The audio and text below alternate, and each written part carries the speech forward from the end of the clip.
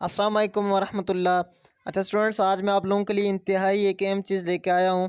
आज मैं आप लोगों के लिए मैट्रिक के 10th क्लास का गेस्ट पेपर लेके आया हूँ और इंतहाई इम्पॉर्टेंट और बहुत सारे नोट्स को अटैच करते हुए और पिछले प्रीवियस पेपर को देखते हुए इंतहाई इम्पॉर्टेंट और 2023 के पॉइंट ऑफ व्यू से 100% इम्पॉर्टेंट। और मुझे उम्मीद है, 100% मुझे उम्मीद है कि ये पेपर ज़रूर आएगा, ये वाला पेपर ज़रूर आएगा। तो चलते हैं हम अपने सिलेबस की तरफ, अपने सबक की तरफ चलते हैं। उससे पहले अगर आप मेरे चैनल पे नए हैं तो इसे सब्सक्राइब कर दें और बेल आइकन भी दबा दें, ताकि नए आने वाली जितनी भी वीडियोज़ हैं और जितने भी इस तरह के गेस्ट पेपर या नोट्स हैं उनका नोटिफिकेशन आप तक पहुँचता रहे। तो ये वाला जो पेपर है ये तमाम Punjab board, federal board, AJK board, KPK board और जितने भी बोर्ड्स हैं उन सब के लिए है, क्योंकि 9th में जो मैट्रिक की जो मैथ होती है, फिज़िक्स, केमिस्ट्री, ये बुक्स जो होती हैं ये बेसिक लेवल की होती हैं। तो ओवरऑल ये बुक्स जो होती हैं ये तमाम जितने भी होते हैं, जितने भी बोर्ड होते हैं उन सब की ये जो सेम होती हैं। तो इनकी जो इम्पोर्टेंट चीज़ें होती हैं वो काफ़ी हद तक सेम होती हैं। तो इसलिए इस जितने भी लोग हैं, कोई ज़्यादा चीज़ इसमें कोई फ़ालतू ऐड नहीं है। ये 2 से 3 मिनट में आप ये तैयार कर सकते हैं। कोई इतने ज़्यादा क्वेश्चन नहीं इसमें मैंने शामिल नहीं किए हैं। जितने भी शामिल किए हैं वो इंतहाई इम्पोर्टेंट क्वेश्चन शामिल किए हैं। तो बगैर टाइम वेस्ट किए हम चलते हैं अपनी वीडियो की जानिब। उससे पहले एक बार फिर से कहूँगा कि ज़रूर चैनल को सब्सक्राइब कीजिएगा और बेल आइकन भी प्रेस कीजिएगा। तो पहले नंबर इम्पॉर्टेंट शॉर्ट क्वेश्चन है। इम्पॉर्टेंट शॉर्ट क्वेश्चन जो है, सबसे पहले नंबर पहला चैप्टर जो है क्वाड्रेटिक इक्वेशन। तो इसको देखें। पहला क्या है, सॉल्व बाय फैक्टराइजेशन। 1.1 में से क्वेश्चन है 5x square equal to 30x। Short question में ये बड़ा इंपॉर्टेंट क्वेश्चन है और रिपीटेड क्वेश्चन भी है। तो इसे फैक्टराइजेशन के तरीके के मुताबिक सॉल्व करना है और क्वाड्रेटिक फार्मूला इसमें नहीं लगाना। बाज़ बच्चे ऐसे होते हैं कि जो फैक्टराइजेशन को भी सॉल्व करने के लिए क्वाड्रेटिक फार्मूला लगा देते हैं। सो इस वजह से उनका क्वेश्चन गलत हो जाता है। जहाँ पर फैक्टराइजेशन लिखी हो वहाँ पे आपने फैक्टराइजेशन का मेथड ही यूज़ करना है, वहाँ पर क्वाड्रेटिक इक्वेशन नहीं लगानी। दूसरा क्वेश्चन है राइट इन स्टैंडर्ड फॉर्म। इसे क्या करना है, स्टैंडर्ड फॉर्म में लगाना है। तो सबसे पहले इसका एलसीएम लेकर एलसीएम के साथ इसे मल्टीप्लाई भी कर देना और 6 दोनों साइड एलसीएम के साथ मल्टीप्लाई कर देना। तो ये स्टैंडर्ड क्वाड्रेटिक इक्वेशन, फिर दोनों को अगर मल्टीप्लाई दोगे तो ये क्या बन जाती है, हमारे पास स्टैंडर्ड क्वाड्रेटिक इक्वेशन बन जाती है। उसके बाद तीसरा क्वेश्चन है solve by factorization 4 - 32x equal to 17x square. बाजी या तेज़ी हल करें। उर्दू वाले बच्चे जितने भी हैं, उर्दू मीडियम बच्चे, वो भी देख लें। उर्दू में भी लिखा हुआ है, इंग्लिश में भी लिखा हुआ है। सो उर्दू मीडियम बच्चे उर्दू में पढ़ें और इंग्लिश मीडियम बच्चे इंग्लिश में देखें इसे। चौथा क्वेश्चन है सॉल्व बाय फैक्टराइजेशन, वो भी फैक्टराइजेशन का है। पाँचवा क्वेश्चन है सॉल्व बाय क्वाड्रेटिक इक्वेशन और इसमें अब क्या लगाना है, क्वाड्रेटिक फार्मूला लगाकर इसे फार्मूला करना है। X is equal to minus p plus minus under root p square minus 4ac divided by 2 है। ये वाला फार्मूला लगेगा इसमें। और a equal to 3, b equal to 8 और सी इक्वल टू 2। इंतहा ईजी है ये क्वेश्चन, पाँचवा क्वेश्चन। छठवां क्वेश्चन क्या है, सॉल्व बाय क्वाड्रेटिक फार्मूला। एक और क्वाड्रेटिक फार्मूला से आपने सॉल्व करना है। लास्ट में एक और फैक्टराइजेशन वाला क्वेश्चन दिया। याद रहे कि पहले चैप्टर में ये दो चीज़ें बड़ी इंपॉर्टेंट हैं और लॉन्ग क्वेश्चन में जो कंप्लीटिंग स्क्वायर मेथड है वो बड़ा इंपॉर्टेंट है और शॉर्ट क्वेश्चन में ये फैक्टराइजेशन और क्वाड्रेटिक फार्मूला, ये दो चीज़ें जो हैं ये इंतहाई इंपॉर्टेंट हैं। और अगर आप इससे पहले के प्रीवियस पेपर उठाकर देख लें तो मोस्टली रिपीटेड क्वेश्चन है। और फैक्टराइजेशन के ये होता है कि बहुत सारे कंसेप्चुअल क्वेश्चन भी आ जाते हैं, क्योंकि वहाँ पर वो ऐसा कर देते हैं कि बहुत सारी चीज़ें वो कंसेप्चुअल भी शामिल कर देते हैं। तो इसलिए आपने हर लिहाज से तैयार रहना है। आठवां सवाल हमारे पास क्या है, सॉल्व करना है। सिंपली उन्होंने दिया हुआ है कि इसे हमने 2x - 1/2 का अंडर 2 स्क्वायर इक्वल टू 9/4। इस सवाल को हल करना है। कोई भी सवाल अगर हल ना हुआ तो उसका स्क्रीनशॉट लेकर आप मुझे कमेंट्स कर दीजिएगा, मैं सॉल्व करके आपको कमेंट्स में बता दूंगा। उसके बाद नवा क्वेश्चन क्या है, under root 3x + 18 equal to x. ये भी हमने सॉल्व करना है। क्वेश्चन नंबर 10 क्या है, right in standard form. Standard form में लिखने के लिए आपको पता है क्या करते हैं, सबसे पहले इसका एलसीएम ले लेंगे और एलसीएम के बाद ये खुद ब खुद एक स्टैंडर्ड क्वाड्रेटिक इक्वेशन बन जाएगी इजीली। अब आ गया क्वेश्चन है फाइंड डिस्क्रिमिनेंट। फाइंड डिस्क्रिमिनेंट, तो ये डिस्क्रिमिनेंट वाला फार्मूला है। उसके बाद क्या, find nature of roots. Roots की हमने क्या फाइंड करनी है, नेचर फाइंड करनी है। ये भी इंतहाई इंपॉर्टेंट है। और क्वेश्चन नंबर 13 क्या है, साबित करें कि इकाई के तमाम जज़र अल मकब का मजमूआ सिफर होता है। Prove that sum of cube root of unity is 0। तो ये भी आपको पता है कि ये आपके दूसरे सबक में मौजूद है, तो इसलिए इसमें कोई चीज़ मुश्किल नहीं है। नेक्स्ट चलते हैं सबक की जानिब। नेक्स्ट से भी यही है कि फाइंड करना हमने -1 प्लस -√-3 प्लस -1। ये दूसरे सबक में आप सब जानते हैं कि बाहू भी जानते हैं कि ये कोई इतना मुश्किल क्वेश्चन नहीं है। -1 प्लस √-3, और ये जो दूसरा क्वेश्चन है ये इंतहाई ईजी है। फाइंड वैल्यू करनी है 10 की 23 प्लस ओमेगा की 32 -5, ये भी इंतहाई ईजी है। और इससे नीचे क्या है, फाइंड कीमत हमने मालूम करनी है।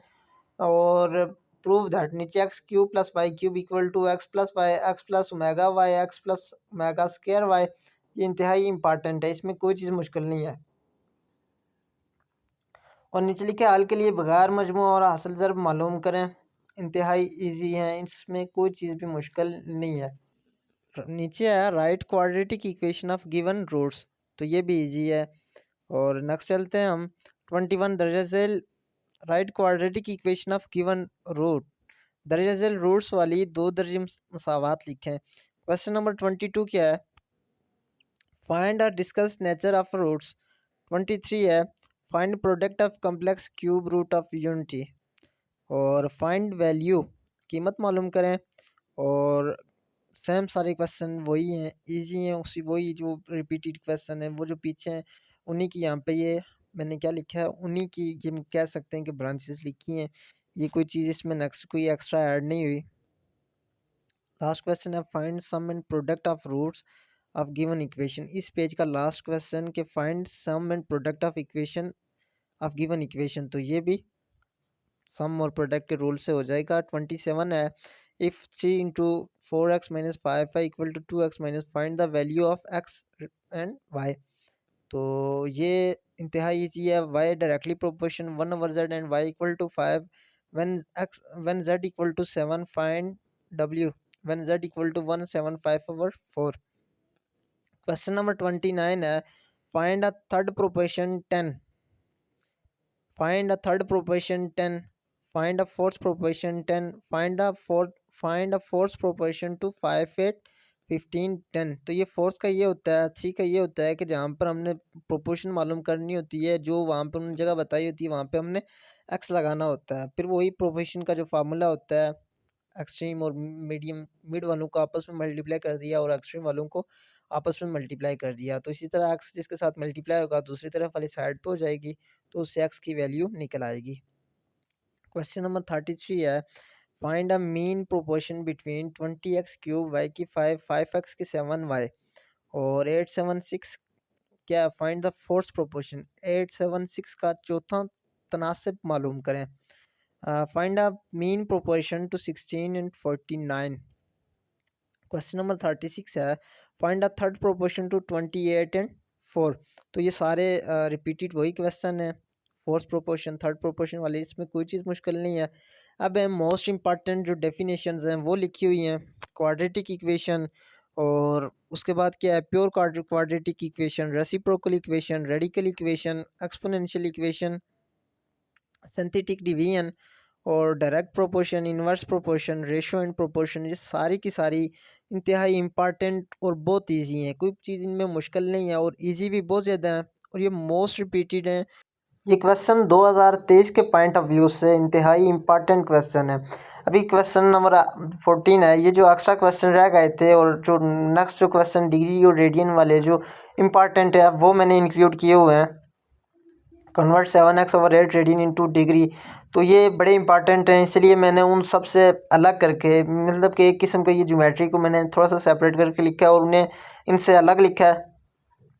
ये कोई इतने ज़्यादा क्वेश्चन नहीं है, लेकिन ये है कि ये इंपॉर्टेंट है। अगर ये क्वेश्चन आप कर लेंगे तो जो लॉन्ग क्वेश्चन आपके बनते हैं, मैं 100% यकीन के साथ कह सकता हूँ कि अगर आप ये क्वेश्चन तैयार कर लेंगे तो पेपर आप 100% रेडी कर सकते हैं, क्योंकि जो बच्चा ये कर सकता है वो पेपर 100% कर सकता है। Median, mode, geometric mean, harmonic motion, chapter number 7 के जो इम्पॉर्टेंट जो डेफिनेशंस थी वो सारी ये लिखी हुई हैं।